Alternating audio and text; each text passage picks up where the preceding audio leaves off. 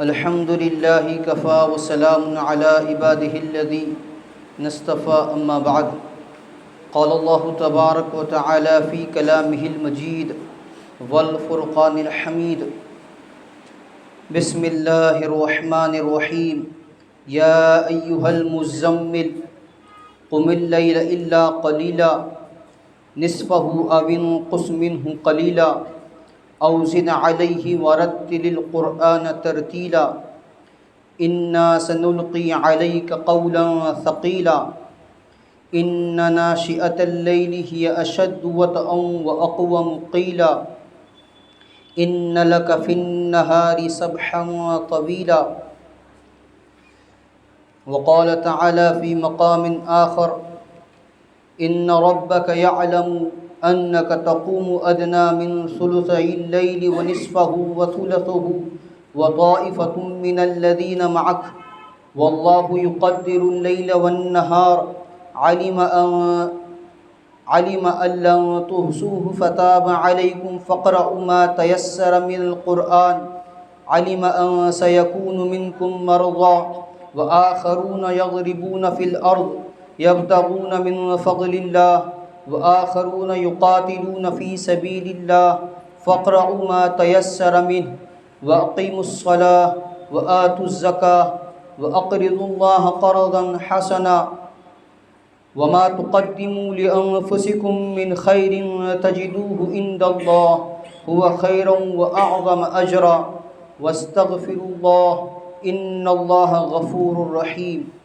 سبحان ربك رب العزة عما يصفون وسلام على المرسلين والحمد لله رب العالمين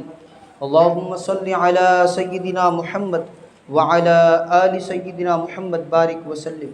اللهم صل على سيدنا محمد وعلى آل سيدنا محمد بارك وسلم اللهم صل على سيدنا محمد وعلى آل سيدنا محمد بارك وسلم معزز سامعین کرام، ملت اسلامیہ کے عزیز نوجوانوں، بزرگان ملت، اللہ جل جلالہ عما نوالہ نے حضرت انسان کو دو چیزوں سے پیدا کیا ہے۔ دو چیزیں مل کر یہ بنا ہے۔ ایک ہے اس کا جسم، آنکھ، کان، ناک، ہاتھ، پیر، دل، گردہ، دماغ، سارا کچھ جو ظاہری دکھ رہا ہے، اس کا جسم یہ بنا ہے مٹی سے، اور اس کی ساری ضرورتیں جڑی ہوئی ہیں مٹی کے ساتھ۔ اس کا کھانا، اس کا کپڑا، اس کا بستر، اس کی دنیاوی زندگی کی اور جسمانی زندگی کی ساری ضرورتیں مٹی سے جڑی ہوئی ہیں۔ لیکن اس کا ایک دوسرا حصہ ہے روح، جو اللہ کا حکم ہے، جو آسمان سے آیا ہے، جس پر اس کی زندگی ڈیپینڈ ہے۔ روح نکل جائے گی، بے جان جسم رہ جائے گا۔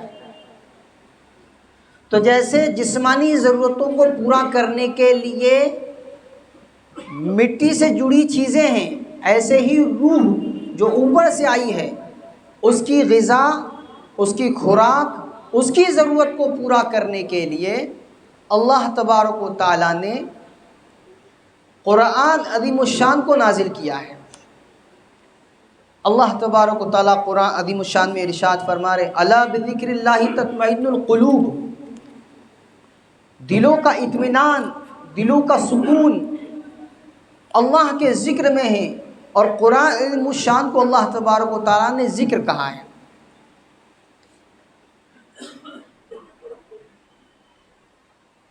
صحابہ اکرام کے دور میں پوری بستی، پورا مدینہ، یہ جو روحانی غذا ہے اس کی تلاش میں رہتا تھا۔ راتوں جاگتے تھے عبادت کے ساتھ، قرآن کی تلاوت کے ساتھ، قیام اللیل کے ساتھ، شب بیداری کے ساتھ، روح کی غذا کے لیے۔ آج ڈھونڈنے سے ایک آدھ دو کوئی مل جائے گا جو رات کی عبادت کر رہا ہے، جو قیام اللیل کر رہا ہے، جو رات کو اللہ کے حضور کھڑا رہ رہا ہے، آہوزاری کر رہا ہے۔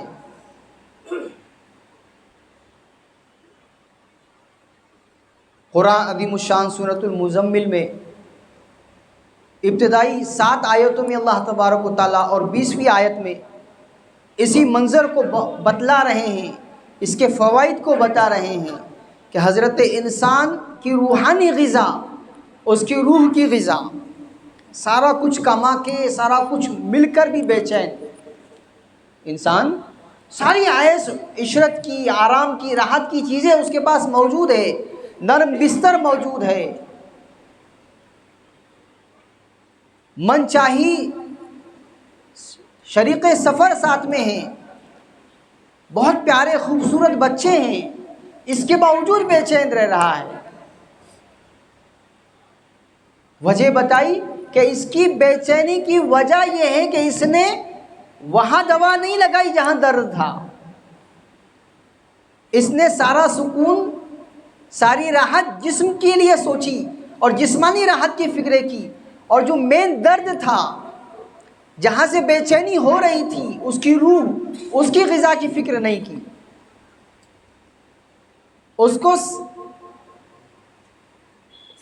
اس کو راحت پہنچانے کی فکر نہیں کی۔ اور صحابہ اکرام اس کی فکر کرتے تھے پوری رات، اور رات کا اکثر حصہ عبادت کے ساتھ، قرآن کریم کی نمازوں میں تلاوت کے ساتھ گزارتے تھے۔ اللہ تبارک و تعالیٰ سورۃ المزمل آیت نمبر 1 میں ارشاد فرما رہا ہے، یا ایھا المزمل، اے چادر میں لپٹنے والے۔ یہ پیار بھرا خطاب حضور اقدس صلی اللہ تعالیٰ علیہ وسلم سے ہے۔ جب آپ پر پہلی بار غار حرا میں جبرائیل علیہ السلام وحی لے کر آئے تھے، تو آپ پر نبوت کی ذمہ داری کا اتنا بوجھ ہوا کہ آپ کو جاڑا لگنے لگا، اور جب آپ اپنی اہلیہ حضرت خدیجہ رضی اللہ تعالیٰ عنہ کے پاس تشریف لے گئے تو یہ فرما رہے تھے کہ مجھے چادر میں لپٹ دو، مجھے چادر میں لپٹ دو، زمبیلونی زمبیلونی۔ اس واقعے کی طرف اشارہ کرتے ہوئے یہاں محبوبانہ انداز میں آپ کو اے چادر میں لپٹنے والے کہہ کر خطاب کیا گیا۔ اگلی آیت، قم اللیل الا قلیلا، رات کا تھوڑا حصہ چھوڑ کر باقی رات میں عبادت کے لیے کھڑے ہو جایا کرو۔ اس آیت میں آپ کو تہجد کی نماز کا حکم دیا گیا۔ اکثر مفسرین کے مطابق شروع میں تہجد کی نماز نہ صرف حضرت صلی اللہ تعالیٰ علیہ وسلم پر بلکہ تمام صحابہ پر فرض کر دی گئی تھی۔ اس کی مقدار کم سے کم 1/3 رات مقرر فرمائی گئی تھی۔ یہ فرضیت بعض روایات کی روح سے سال بھر تک باقی رہی۔ بعد میں اس سورت کی آیت نمبر 20 نازل ہوئی جس سے تہجد کی فرضیت منسوخ کر دی گئی، جیسا کہ اس آیت نمبر 20 میں تشریح آئے گی۔ تو رات کا 1/3 حصہ مسلسل صحابہ اکرام کو جاگنے کا حکم دیا گیا تھا۔ اگلی آیت میں اللہ فرمائے، نصفہ او انقص منہ قلیلا، رات کا آدھا حصہ یا آدھے سے کچھ کم کر لو۔ اگلی آیت میں فرما رہے، او زد علیہ ورتل القرآن ترتیلا،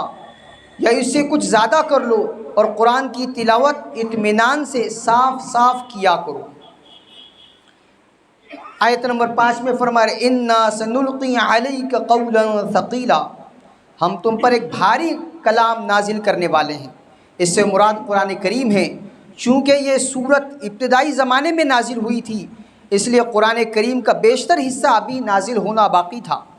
اس لیے فرمائے کہ ہم تم پر ایک بھاری کلام نازل کرنے والے ہیں۔ آیت نمبر 6 میں فرما رہے، انا ناشئۃ اللیل ہی اشد وطئا واقوم قیلا، بے شک رات کے وقت اٹھنا ہی ایسا عمل ہے جس سے نفس اچھی طرح کچلا جاتا ہے اور بات بھی بہتر طریقے سے کہی جاتی ہے۔ یہ فارمولہ ہے نفس کو کچلنے کا، نفسانی خواہشات پر کنٹرول کرنے کا، نفس کو دبانے کا فارمولہ کیا ہے؟ رات میں اٹھ کر اللہ کے حضور کھڑا ہویا جائے، عبادت کی جائے، قرآن کریم کی اس میں تلاوت کی جائے، قرآن اس میں پڑھا جائے تہجد کی نماز میں۔ اس سے کیا ہوگا؟ نفس کچلا جائے گا۔ آیت نمبر 7 میں فرما رہے ان لک فی النہار سبحا طویلا، دن میں تو تم لمبی مصروفیت میں رواں دواں رہتے ہو، یعنی دن کا وقت چونکہ دوسرے کاموں میں مصروفیت کا وقت ہوتا ہے، اس لیے اس میں اتنی دل جمعی کے ساتھ عبادت مشکل ہے۔ دن میں بھاگ دوڑ بڑی زندگی ہے، آدمی کی اپنی مشغولیت ہے، مصروفیت ہے، بھاگ دوڑ ہے، اس کی اپنی زندگی کی ضرورتیں ہیں جن کو پورا کرنے کے لیے وہ بھاگتا رہتا ہے، دوڑتا رہتا ہے۔ وہاں کہاں اس کو فرصت ملے گی کہ وہ لمبی لمبی نمازوں کو پڑھا کرے، قرآن کریم کی اس میں تلاوت کیا کرے۔ اس لیے رات کا وقت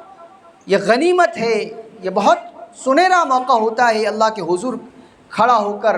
رونے دھونے کا اور قرآن کریم کی تلاوت کرنے کا۔ یہ 7 آیتیں۔ اب آیت نمبر 20 سورۃ المزمل، اللہ تبارک و تعالی ارشاد فرما رہے ہیں ان ربک یعلم انک تقوم ادنی من ثلثی اللیل ونصفہ وثلثہ وطائفۃ من الذین معک واللہ یقدر اللیل والنہار علم ان لن تحصوه فتاب علیکم فاقرؤوا ما تیسر من القرآن علم ان سیکون منکم مرضی وآخرون یضربون فی الارض یبتغون من فضل اللہ وآخرون یقاتلون فی سبیل اللہ فاقرؤوا ما تیسر منہ واقیموا الصلاۃ وآتوا الزکاۃ واقرضوا اللہ قرضا حسنا وما تقدموا لانفسکم من خیر تجدوه عند اللہ هو خیر واعظم اجرا واستغفروا اللہ ان اللہ غفور رحیم۔ اے پیغمبر، تمہارا پروردگار جانتا ہے کہ تم 2/3 رات کے قریب اور کبھی آدھی رات اور کبھی 1/3 رات تہجد کے لیے کھڑے رہتے ہو، اور تمہارے ساتھیوں میں سے بھی ایک جماعت ایسا ہی کرتی ہے۔ یہ آیت اوپر کی آیات سے کم از کم 1 سال کے بعد نازل ہوئی، اور اس کے ذریعے تہجد کے حکم میں آسانی پیدا فرمائی گئی۔ جیسا کہ اوپر ذکر ہوا، شروع میں 1/3 رات کی مقدار تہجد میں پڑھنا ضروری تھا، لیکن چونکہ گھڑیوں وغیرہ کا رواج نہیں تھا، اس لیے حضرت صلی اللہ تعالیٰ علیہ وسلم اور صحابہ اکرام احتیاط کے پیش نظر 1/3 رات سے کافی زیادہ مقدار تہجد پڑھنے میں گزارتے تھے۔ کبھی آدھی رات، کبھی 2/3 کے قریب وقت گزر جاتا تھا۔ گھڑی نہیں تھی، نہیں معلوم پڑتا تھا کہ رات کا 1/3 حصہ کتنا ہوتا ہے، تو کبھی ایسے ہوتا تھا کہ آدھی رات، اور کبھی ایسے ہوتا تھا کہ پون رات صحابہ اکرام تہجد میں کھڑے ہوئے ہیں، اس وجہ سے کہ 1/3 رات سے کم نہ ہو جائے جو ہم پر ضروری کر دیا گیا ہے۔ اس لیے فرمایا کہ یہ جب منظر کو اللہ تبارک و تعالیٰ نے، اللہ کے علم میں یہ چیز ہے کہ صحابہ کرام اتنی دقت اٹھا رہے ہیں، اتنی پریشانی اٹھا رہے ہیں کہ 1/3 رات، آدھی رات تک تہجد میں کھڑے ہوئے ہیں، تو فرمایا اب تم اتنا قرآن پڑھ لیا کرو جتنا آسان ہو۔ آسانی پیدا کر دی گئی۔ مطلب یہ ہے کہ دن اور رات کے ٹھیک ٹھیک مقدار چونکہ اللہ تعالیٰ ہی کے مقرر کردہ ہے، اللہ ہی مقرر فرماتا ہے، اس لیے معلوم ہے کہ تم لوگوں کے لیے 1/3 رات کا حساب رکھنا مشکل ہے، اور اس عمل کا نبھانا بھی، اس لیے اب ایک مدت تک تم یہ مشقت اٹھا چکے ہو، اور اس کے ذریعے تمہارے اندر جو صفات پیدا کرنے مقصود تھی وہ بڑی حد تک تم حاصل کر چکے ہو، اس لیے اب اللہ تعالیٰ نے تہجد کی فرضیت کو ختم فرما دیا ہے۔ اب صحابہ کرام پر آسانی ہو گئی کہ تہجد کی جو فرضیت تھی، جو ضروری تھا 1/3 حصہ رات کو جاگنا، وہ مقدار کو کم کر دیا گیا، اس میں آسانی کر دی گئی۔ اللہ کو علم ہے کہ تم میں سے کچھ لوگ بیمار ہوں گے، کچھ لوگ دوسرے ایسے ہیں جو اللہ کا فضل تلاش کرنے کے لیے زمین میں سفر کر رہے ہیں۔ یہ جو دن بھر کی بھاگ دوڑ بڑی زندگی ہے، دن بھر کی مصروفیت ہے، اس کی وجہ سے تھکاوٹ ہوگی، کچھ بیمار ہوں گے۔ اب اگر ضروری طور پر 1/3 حصہ جاگنا فرض کر دیا جائے تو کتنی دقت، کتنی دشواری ہو سکتی ہے، اس لیے یہ فضل فرمایا۔ یعنی تجارت یا روزگار حاصل کرنے کے لیے سفر کر رہے ہو،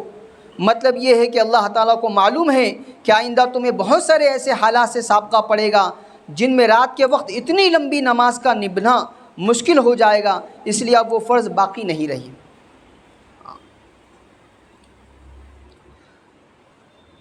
اور کچھ ایسے لوگ ہیں جو اللہ کے راستے میں جنگ کر رہے ہوں گے، لہٰذا تم اس قرآن میں سے اتنا ہی پڑھ لیا کرو جتنا آسان ہو، اور نمازوں کو قائم کرو، زکوٰۃ کو ادا کرو، اور اللہ کو قرض دو، اچھا والا قرض۔ یعنی اس سے مراد نماز کی جو فرضیت ہے کہ فرض نماز سے مراد 5 وقت کی نماز فرض ہے، اس کے علاوہ جتنا آسانی کے ساتھ تم تہجد میں کھڑے ہو سکتے ہو، قرآن کی تلاوت کر سکتے ہو، یہ آسانی دے دی گئی۔ اور جو صدقے کی بات بتائی، اس سے مراد نیک کاموں میں خرچ کرنا ہے۔ اور مجازی طور پر قرض جو بتایا گیا کہ اللہ کو قرض دو، اچھا والا قرض، اس کا مطلب جیسے ایک آدمی کسی کو قرض دیتا ہے تو آج نہیں کل وہ قرض اس سے واپس لے گا، وہ رقم اس کو واپس ملنے والی ہے۔ ایسے ہی جو نیک اعمال بندہ کرتا ہے، جو نیکیاں بندہ کرتا ہے، جو نمازوں کو وہ پڑھ رہا ہے، یہ اللہ تبارک و تعالیٰ کے پاس اس نے اپنی نیکیاں جمع کرا دی، اللہ کے اکاؤنٹ میں جمع کرا دیا۔ اب قیامت میں یہ نیکیاں اس کو واپس ملنے والی ہے، اللہ کی خوشنودی کے ذریعے، اللہ کی رضا کے ذریعے اس کی جو نیکیاں ہیں اس کو اللہ لوٹانے والے ہیں۔ مطلب یہ ہے کہ نیت میں صرف خلوص ہو، خوشنودی ہو اللہ کی، دکھاوا نہ ہو۔ اچھا والا قرض مطلب دکھاوا نہ ہو، نام و نمود نہ ہو کہ دیکھو لوگ دیکھنے والے کہیں کہ کتنا بڑا نمازی بندہ ہے کہ دیر رات تک کھڑا رہتا ہے، نماز پڑھتا ہے۔ دکھاوا نہیں، اللہ کی خوشنودی کے لیے جتنا تم سے ممکن ہو کھڑا ہو جایا کرو۔ یہ جو آیتیں نازل ہوئی، اس کے نزول کے بعد بھی اللہ کے نبی صلی اللہ تعالیٰ علیہ وسلم اور عام صحابہ رضی اللہ عنہم اجمعین کا معمول تھا کہ صحابہ کرام ہر 7 رات میں ایک قرآن کریم ختم کرتے تھے، روزانہ ایک منزل۔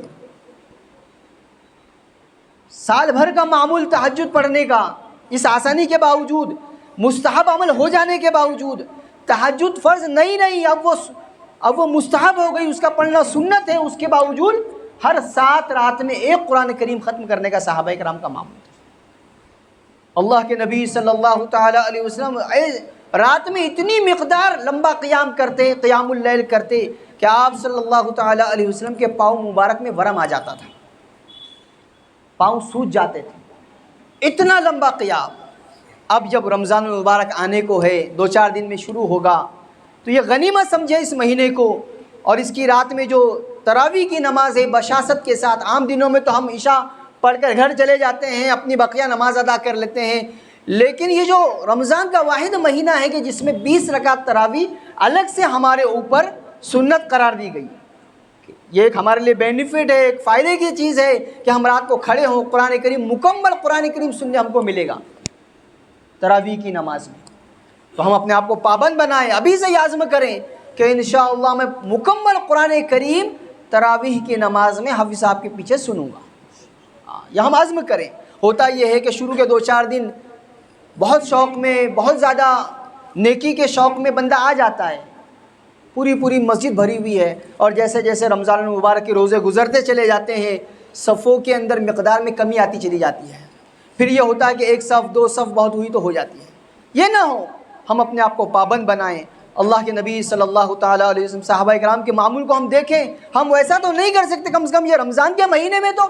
تراویح کی نماز پابندی کے ساتھ ہو۔ اللہ تبارک و تعالیٰ عمل کی توفیق عطا فرمائے، اور ہمیں اس پورے مہینے کو، آنے والے پورے مہینے کو اپنی عبادت کے ساتھ، اپنی مرضیات والے کاموں کے ساتھ اللہ گزارنے کی توفیق عطا فرمائے، اور شیطانی تمام بہکاوے میں آنے سے اور ایسی چیزوں میں پڑھنے سے جس سے روزہ خراب ہو، جس سے عبادت خراب ہو، اللہ میری اور تمام امت اسلامیہ کی حفاظت فرمائے۔ وآخر دعوانا الحمد للہ رب العالمین، والصلاة والسلام علی سید الانبیاء والمرسلین صلی اللہ تعالی علیہ وسلم۔